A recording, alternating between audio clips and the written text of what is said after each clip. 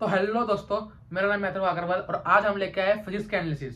हमने इससे पहले केमिस्ट्री का एनालिसिस किया, बायो का किया, उसके बाद हम लोग लेके आए फिजिक्स का एनालिसिस। इस एनालिसिस में क्या होगा, हम लोग देखेंगे प्रीवियस ईयर क्वेश्चंस का एनालिसिस। मतलब प्रीवियस ईयर क्वेश्चंस में क्या चीजें प्रोमिनेंट है, कितना स्कोर आपका अगर आ सकता है अगर आपने सिर्फ PYQ की है, प्रीवियस ईयर क्वेश्चंस की है, तो आपका कितना स्कोर बन सकता है वो हम देखने वाले हैं। पूरा एनालिसिस मैंने आपके लिए किया है, तो इस तरह से आपको जो है आइडिया मिल जाएगा कितना स्कोर आपको करना है, तो क्या स्टेप्स है, कैसा क्वेश्चन का पैटर्न है, सब बताऊंगा आपको मैं इस वीडियो में। ठीक है, तो वीडियो को एंड तक देखिए।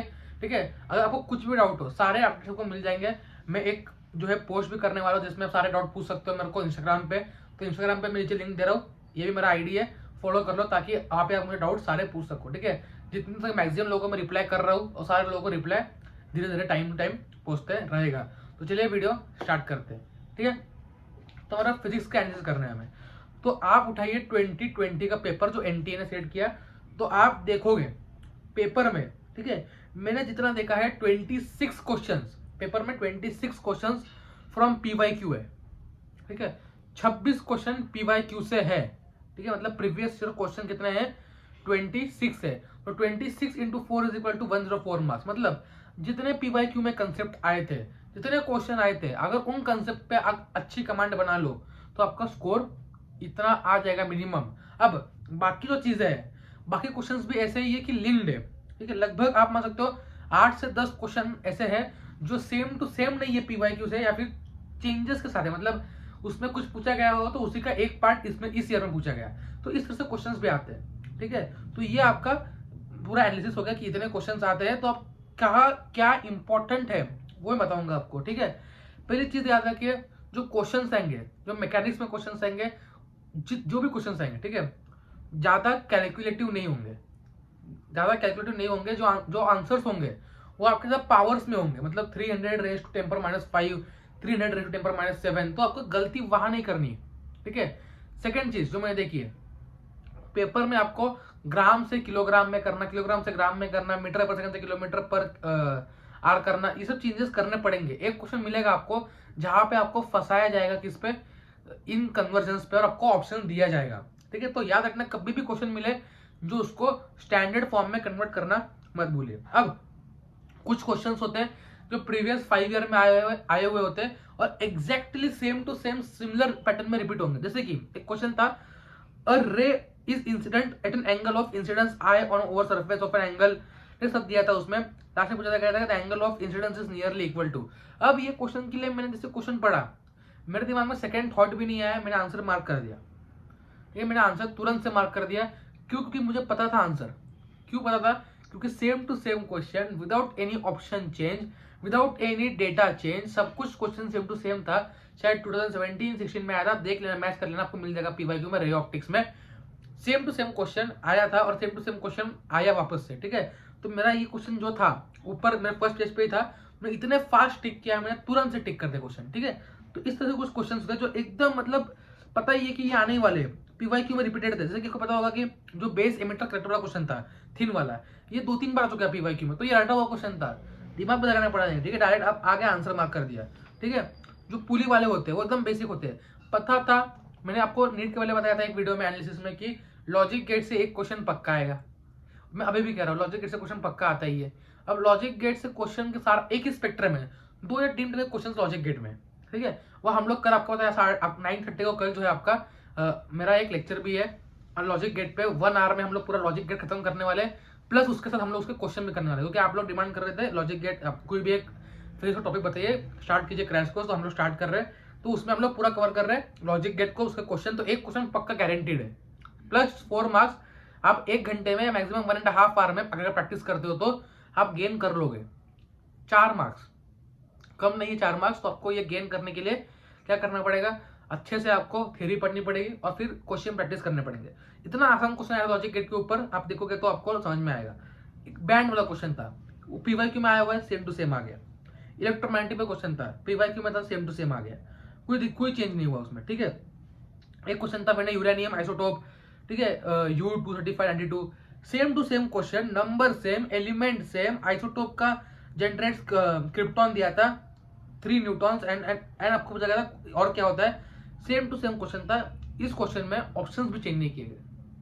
PYQ था आपका है, ठीक है, PYQ था, सेम टू सेम उठाया क्वेश्चन, पिक किया, डाल दिया 2020। हर साल ऐसा होता है, हर साल होता है।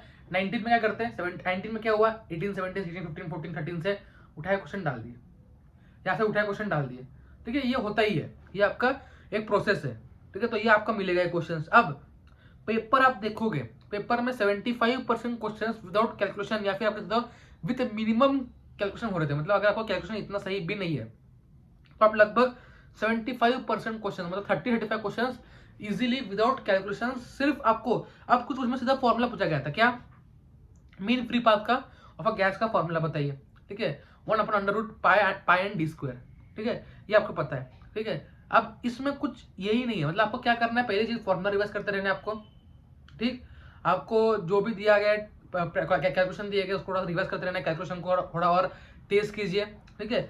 नीट के पेपर में कैलकुलेशन बेस्ड क्वेश्चंस बहुत ही कम आने वाले हैं फिजिक्स सेक्शन में, ठीक है, याद रखना।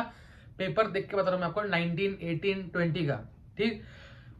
आपके क्वेश्चन था बोर मॉडल के ऊपर, किसके लिए बोर मॉडल जो है वैलिड नहीं है, singly ionised helium, neutron, singly ionised neon, तो ये आपका प्रीवियस क्वेश्चन से उठाए गए बहुत सारे questions. Young's double slit experiment मैंने आपको नीट से पहले बनाया था एनालिसिस वीडियो, मैंने बताया था उसमें कि क्या यंग्स डबल स्लिट एक्सपेरिमेंट से ये क्वेश्चन आना तय है, ठीक है।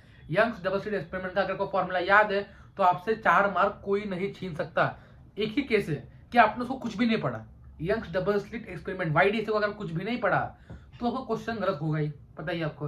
अगर आपने उसको एक बार भी ढंग से पढ़ लिया, चाहे वो क्रैश कोर्स से पढ़ लिया, लेकिन दिमाग में घुसा दिया और फॉर्मूला याद हो गया तो आपका क्वेश्चन गलत नहीं होगा, ठीक है। ये पूरा एनालिसिस था, तो ये आपको देखना है कि कहाँ मेरा जो है वीक पॉइंट्स है, कहाँ से मैं मार्क्स बटोर सकता हूँ। एक स्टेज होता है, अगर आपका स्कोर 160, 170, 150 आ रहा है तो आप सेफ हो, आपको सब कुछ कवर करना है, सब कुछ है। अगर स्कोर 100 के नीचे है, 80 के नीचे है, 50 के नीचे है, 100 के ऊपर भी है, 110 है, तो आपको इस टाइम पे देखना है कि मैं कहाँ से क्वेश्चन बटोर सकता हूँ। रोज आप 1-2 घंटा उसके लिए निकालिए। मतलब फॉर एग्जाम्पल मुझे पता है लॉजिक गेट से क्वेश्चन आता है, लेकिन मेरा लॉजिक गेट कंप्लीट नहीं हुआ, मैंने सेमीकंडक्टर नहीं पढ़ा, तो सेमीकंडक्टर लॉजिक गेट में कोई रिलेशन नहीं है, ठीक है। तो जैसे ही आप जो है लॉजिक गेट खत्म करोगे, आपका +4 मार्क्स जेब में, ठीक है। आपको पता है कि आजकल जो है वर्नियर कैलिपर स्क्रू गॉज से क्वेश्चन आ रहा है, तो उसको पहले खत्म कर लीजिए, क्योंकि वहां से +4 मार्क्स आपके जेब में आ जाएंगे, ठीक है। आपको पता है कोई भी एक इंस्ट्रूमेंट, पोटेंशियोमीटर, व्हीटस्टोन, उस पर क्वेश्चन आता ही है, तो चारों इंस्ट्रूमेंट को आप 4 घंटे दीजिए और खत्म कर दीजिए, ठीक है। ऐसे अप्रोच होकर मैंने यही अप्रोच लास्ट में किया था। एक बार होता है कि आपने पूरा सिलेबस खत्म कर लिया, ओवरव्यू अप्रोक्सीमेटली 75 to 80% सिलेबस खत्म कर लिया, ठीक है, ये होता है पूरा। और फिर उसके बाद क्या होता है, आपको कॉन्फिडेंस नहीं आ रहा, मार्क्स नहीं आ रहे, 100 के नीचे आ रहे, या फिर नहीं भी सिलेबस कंप्लीट किया।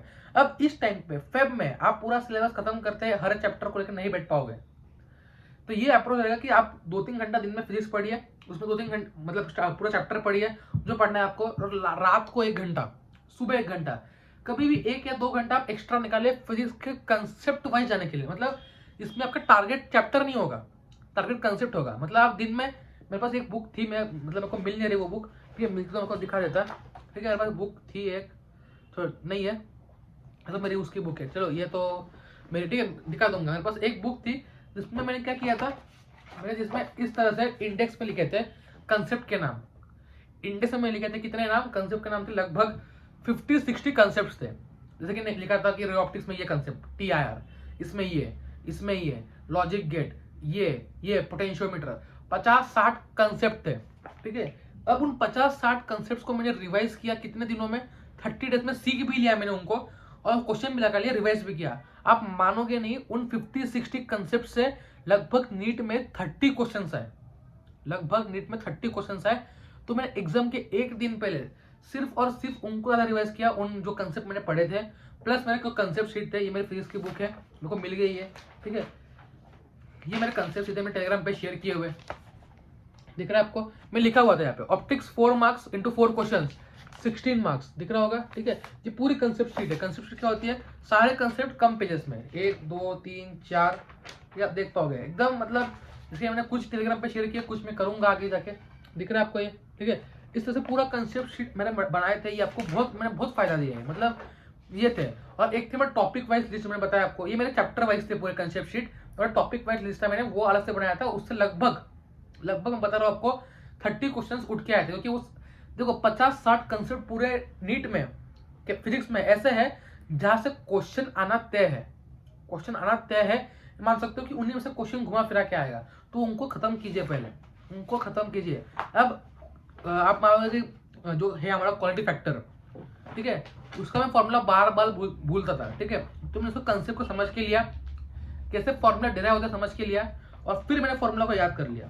देखिए quality factor, what is quality factor, ठीक है, क्या होता है, formula is equal to 1 upon, ठीक है, WR/WL, ठीक है, 1/R√L/C। सब कुछ मेरे को याद हो गया, बैंड विड्थ क्या होता है, सब कुछ यहीं पे मैंने पूरा समराइज कर दिया पूरे इसको, ठीक है। तो ऐसे फॉर्मूला चीज कंसेप्ट बनाने नहीं है तो मैं तो शेयर कर ही रहा हूँ, ठीक है। ये देखिए आपको दिख रहा होगा, सब कुछ है, सब कुछ केसेस इसमें दिए है, सारे मोस्टली चैप्टर्स जितने भी मैंने किए थे सारे हैं जो मेरे को डिफिकल्ट लगते थे। देखो पूरा फ्लूइड्स का डिस्ट्रीब्यूशन, सारे डायग्राम एक ही इसमें, ठीक है। फ्लूइड्स के क्या क्या फॉर्मूलाज थे, Pascal's law, hydraulic lift, press, average pressure, pressure distribution in accelerated container, laminar streamline and turbulent flow, equation of continuity, और velocity profile of a flowing liquid, Bernoulli's theorem, PV trade off, ठीक है, reaction force to ejection, Torricelli's theorem, सारा एक ही चीज में हो गया। फिर आ गया सरफेस टेंशन पे, सरफेस टेंशन के जितने पॉइंट थे 2 पेज में लिख लिए, सारे कंसेप्ट 2 पेज में सरफेस टेंशन के, आप मानोगे नहीं, ठीक है, 2 पेज में सरफेस टेंशन सब कुछ खत्म कर दिया। तो ये होता है कंसेप्ट शीट बनाना, रिवाइज करना। तो इतने हेल्पफुल थे ये नोट्स, तो आप मान नहीं पाओगे, ठीक है। आप कितना भी कुछ कर लो, अगर आप खुद के कंसेप्ट शीट बना रहे हो, खुद के कंसेप्ट रिवाइज करो, तो आपको हेल्प मिलेगी। तो याद रखना कि आप कितने करने हैं आपको। PYQ आपका जो है लगभग 141 आपको 110 मार्क्स 100 मार्क्स इजीली ले जाएगा। उसके ऊपर थोड़ा सा कंसेप्ट बिल्ड कर लिया, NCERT जो है उसको अभी पढ़ने की जरूरत नहीं है, ठीक है। कंसेप्ट बिल्ड कर लिया, क्वेश्चन को समझ लिया, आप इससे आराम से 130 140 इजीली पहुंचोगे नीट में, ठीक है, कोई दिक्कत नहीं आएगा। अगर थोड़ी और मेहनत कर ली, सारा सिलेबस कंप्लीट कर लिया, या अगर आप ठीक ठाक लेवल पे हो, 80 मार्क आ रहे, 60 70 100 के करीब आ रहे, तो 150 प्लस ला सकते हो, ठीक है। और जिनका 150 130 140 120 आ रहा है, वो तो फिर 160 170 जा सकते हो। प्रॉपर प्लानिंग, प्रॉपर एनालिसिस और एक ओवरऑल अप्रोच लेके चलिए, पॉजिटिव अप्रोच, आपको स्कोर आएगा, ठीक है, ठीक है। चलिए बाय बाय। कुछ डाउट हो मुझे पूछिए, नीचे लिंक मिलेगी इंस्टाग्राम की, उसको आके फॉलो कर लीजिए। कुछ डाउट हो आप मुझे वहाँ पे पूछ सकते हो। चलिए बाय बाय।